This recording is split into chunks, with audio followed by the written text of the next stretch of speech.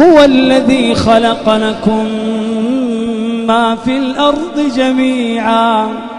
خلق لنا. هو الذي خلق لكم ما في الأرض جميعا ثم استوى إلى السماء فسواهن 7 سماوات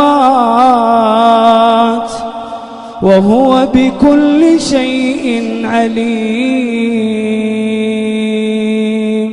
لكن للأسف أن هذه الأرض اللي نمشي عليها، وهذه السماء التي نستظل بظلها، وهذه الحياة اللي أعطانا الله إياها، وهذه النعم إلا ما رحم ربي أصبحت تستخدم ضد الله، وأصبحت تستخدم في معصية الله.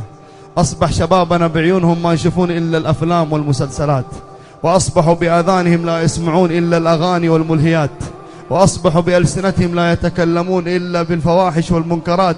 أسألك سؤال وأسأل الآلاف اللي قدامي، دليل بسيط بس.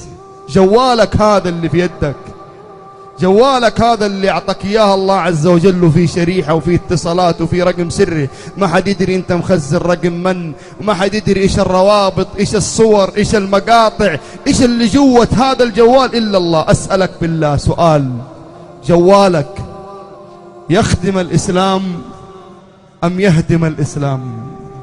سؤال، جوالك يخدم الإسلام أم يهدم الإسلام؟ إن كنت ممن ينشر فيه الخير، إن كنت ممن ينشر به القرآن والإسلام، إن كنت من ينشر به سنة النبي صلى الله عليه وسلم، فأنت بهذا الجوال تخدم الإسلام. وإن كنت ترسل بهذا الجوال المقاطع والصور التي لا ترضي الله، فأنت تهدم الإسلام، وأنت تحارب القرآن. لأن الأغاني ضد إيش؟ الأغاني ضد إيش؟ ضد القرآن.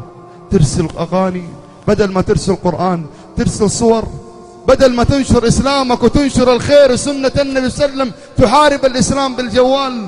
هذا دليل من أدلة، أقسم بالله العظيم. بعض الشباب يقول لك الحمد لله أنا والله أصلي وأنا بس عندي مشكلة واحدة، وهي مشكلة بسيطة، هي مشكلة الأغاني.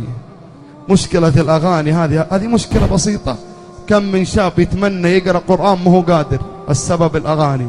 كم من إنسان يتمنى يحافظ على الصلاة مضبوط ما هو قادر، السبب الأغاني. كم من إنسان وقع في الفاحشة،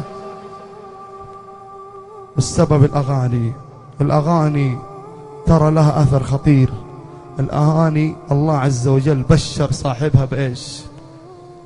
بماذا بشر الله صاحبها في سورة لقمان؟ ومن الناس من يشتري لهو الحديث. ما هو لهو الحديث؟ يقسم بالله ابن مسعود بأن لهو الحديث هو الغناء. اشترى لهو الحديث، صار يسمعه في سيارته، في جواله، في بيته، صار عادي عنده الأغاني. ومن الناس من يشتري لهو الحديث ليضل عن سبيل الله بغير علم ويتخذها هزوا أولئك لهم عذاب مهين.